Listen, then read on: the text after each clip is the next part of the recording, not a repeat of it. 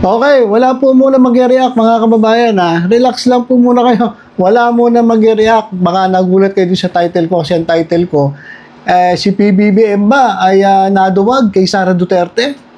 O umurong ba ang bayag ni Presidente Bongbong Marcos dito kay Sara Duterte? Ha? Natakot ba? Umatras ba?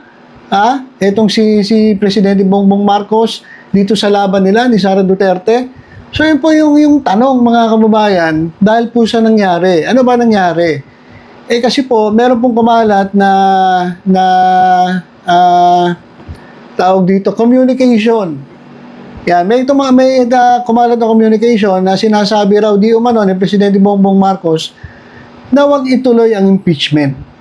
Na wala po dapat impeachment ang mangyayari. At yan naman pong yung communication na yan ay inamin mismo ni Presidente Bongbong Marcos. So, inamin niya. Kumalat yung chismis, mga kababayan. Marami nagsalita. Si Kato Nying nagsabi na yan nga, na pinahinto o hinarangan ni Presidente Bongbong Marcos ang impeachment kay Sara Duterte. Yung iba naman, may mga chismis nga din na yun nga, yung kumalat na yung communication na una nga, gusto nilang malaman kung totoo, kung legit ba yung communication na yun, yung conversation na kumala. Kaya kayo mag-iingat mga kababayan kung ang text ng presidente, kung ang mensahe ng presidente sa social media ay kumakalat, di mas lalo na yung mga text messages natin. Di mas lalo na yung ating mga messages. Kaya mag-iingat po kayo baka kayo kung ano-ano pinagsasabi ninyo, yun pala, pinagkakalat na. So, mag-iingat po kayo kung ang presidente ay hindi immune sa ganito. Mas lalo na tayo. Diba, kung ang presidente, ganyan, nagkakaroon ng leakage yung kanyang mga communication sa kanilang mga group chats. Di mas lalo na tayo. Kaya mag-iingat po kayo, mga kababayan, Huwag basta text ng text, Marami pong traitor, minsan dyan sa group chat. Yung group chat na yun, GC, grupo ng mga chismoso. So, yan mga kababayan, yung nangyari. Yung mensahe ni Pangulong Bongbong Marcos, para daw di umano sa mga kongresista, nag-leak po, doon po sa conversation na yun, ito ang sinasabi. Ito na, pakinggan natin yung sabi ni Presidente Bongbong Marcos, mas maganda, marinig natin yung paliwanag kay Presidente Bongbong Marcos. Mas maganda yung kaysa yung kung kanina tayo nakikinig. Kung kanina tayo mga Poncio Pilato nakikinig. Mas maganda manggaling sa salita ng Presidente. Bakit niya ba sinabi yun? Naduwag na ba ang ating Presidente? Natakot ba siya kay Sara Duterte? Kasi yung mga DDS kasi alam nyo, sa totoo lang, nagkalat po ngayon sa social media. Sabi ng mga DDS, inamin na lang daw ni Presidente Bongbong Marcos, pero hindi naman daw sa kanya galing yun.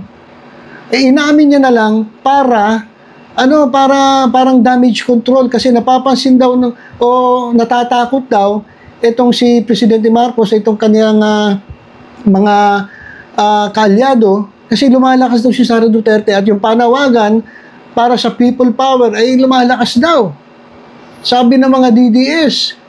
Ewan ko, paano nila naisip yun lumalakas Paano lumalakas? Lumalakas ang bayaran.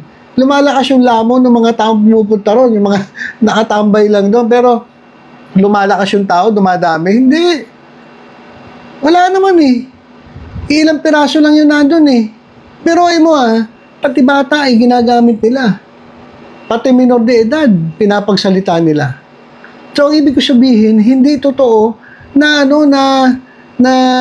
damage control para sabihin ni Presidente Bongbong Marcos na ihinto niya ang impeachment. Walang mangyaring impeachment. Dahil natatakot tayo si Presidente Marcos kasi nga baka lumala itong sitwasyon na panawagan ng people power ng mga DDS. Wala namang people power Wala nga where pa Kaya sabi ko, where pa? Where is the power?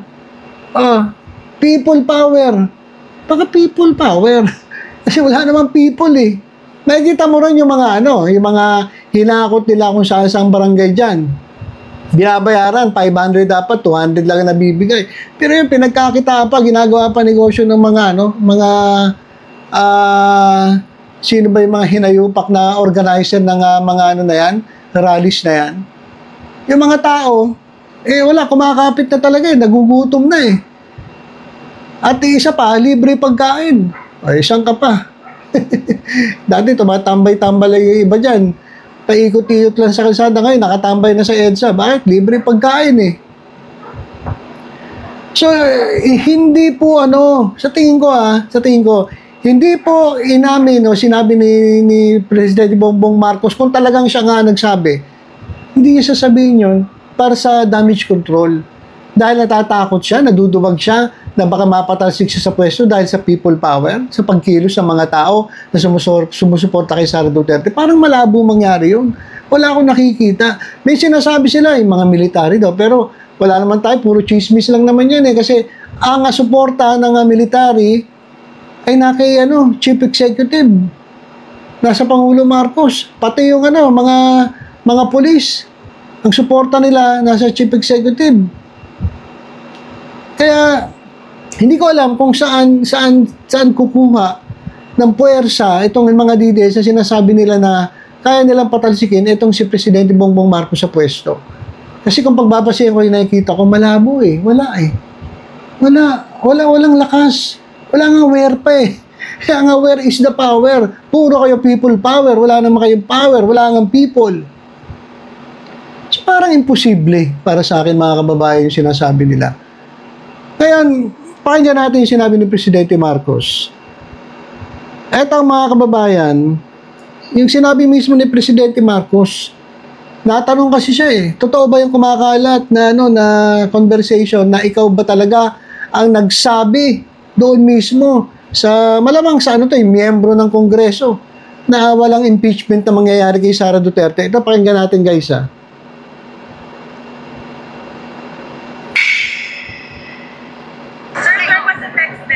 circulating on social media yesterday saying that Dali lang hindali larger scheme of things as an importance of file an impeachment complaint. Sabi galing daw po sa inyo yun. Can you social media yet?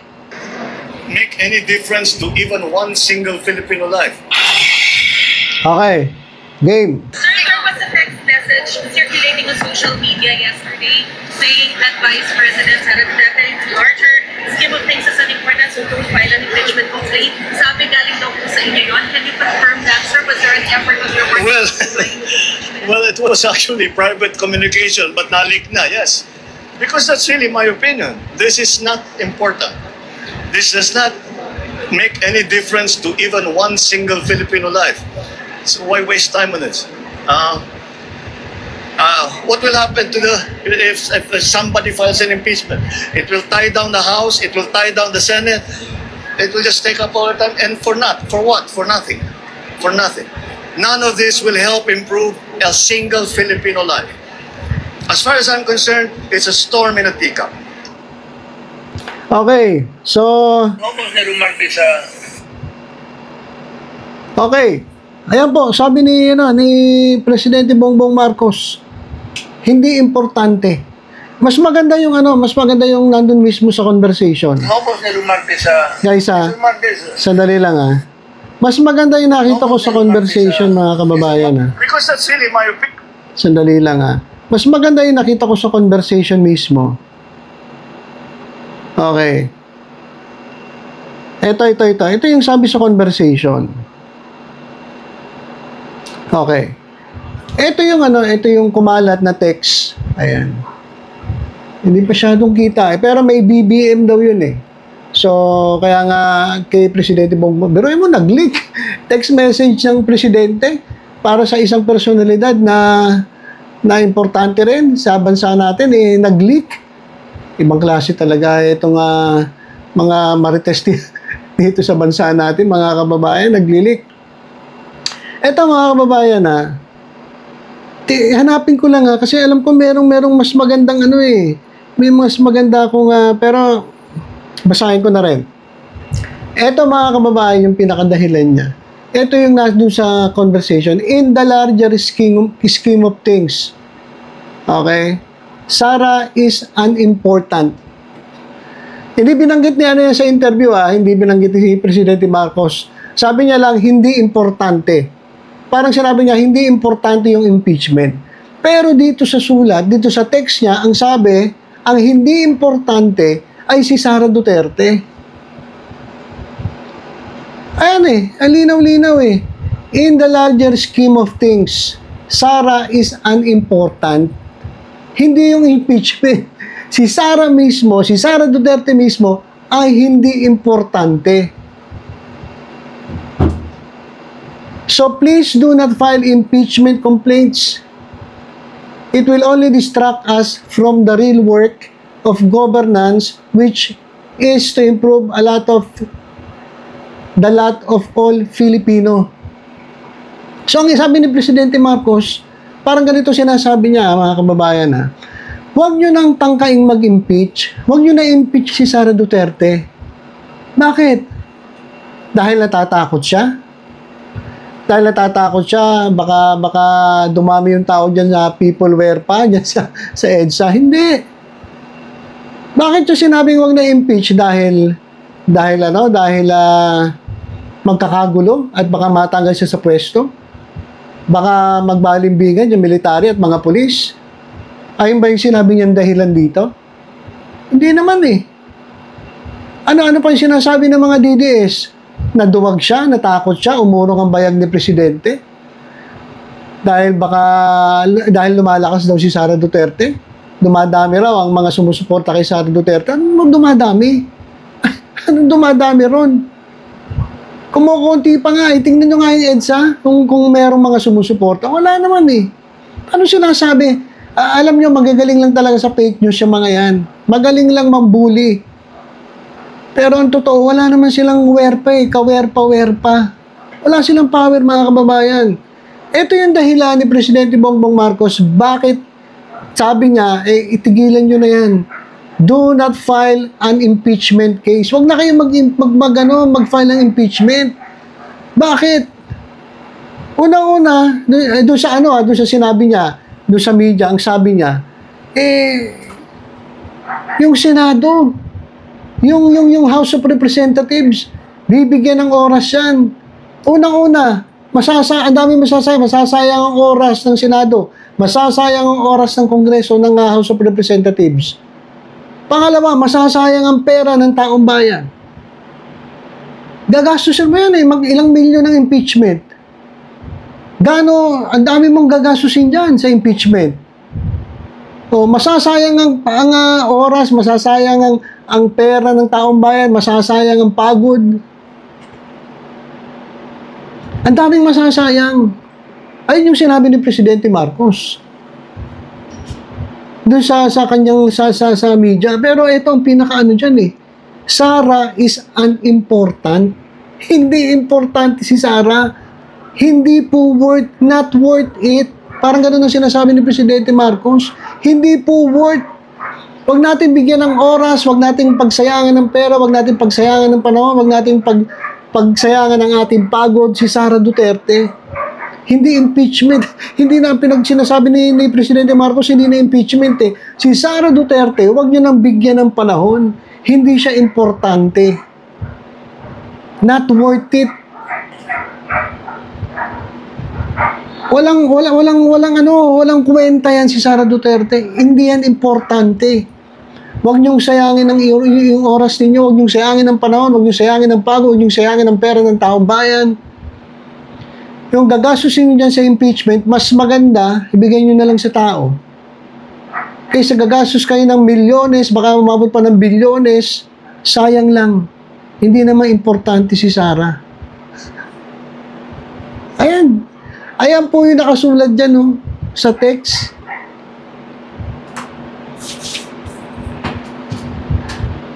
Ay sinasabi ng mga DDS na natakot si Marcos na duwag. Hindi.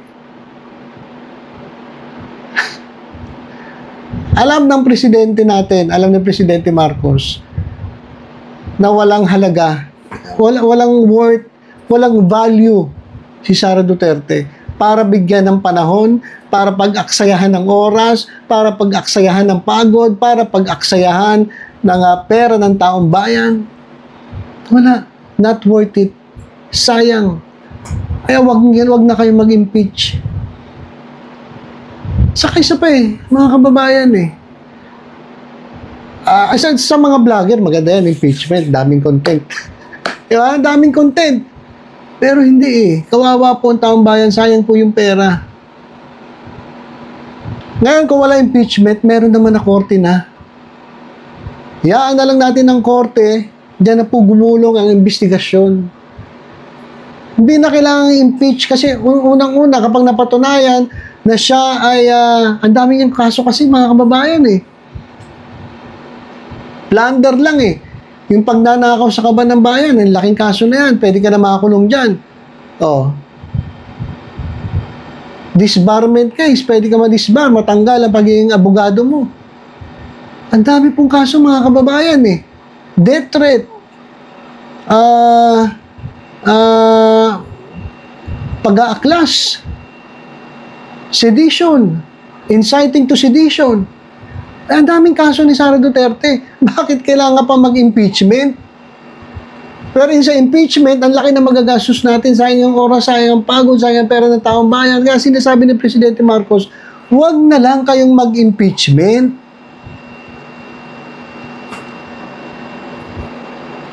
Because Sara is unimportant, hindi importante si Sara. Not worth it. Sayang.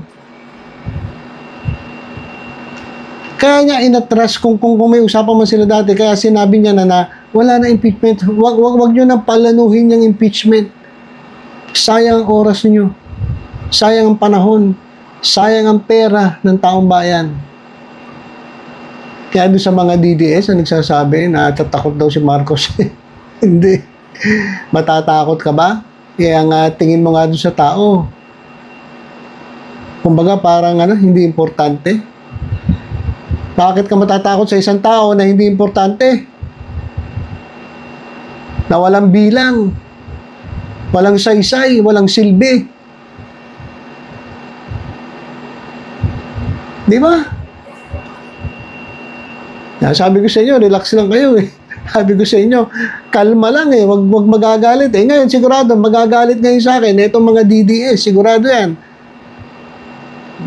Pagmumurahin ako ng mga, pero yan ang totoo mga kababayan, wala tayong magagawa. Ayan po ang katotohanan. Tama si Presidente Bongbong Marcos. Pag-aksayahan na lang natin ang oras ng pagtulong sa mga Pilipino. Huwag nilang bigyan ng oras sa Sara Duterte because Sara is unimportant. Sakit, no? Mga DDS, masakit, no? Masakit. Ayan ang sinabi ni Presidente Marcos. Iba lang yung sinabi niya sa media Pero iba yung nakasulat dun sa kanyang kanyang communication. Di ba? So yun lang mga kababayan, basta tutok-tutok lang po kayo dito sa Batang Maynila to at sa iba pang updates. Ingat po tayong lahat. God bless po.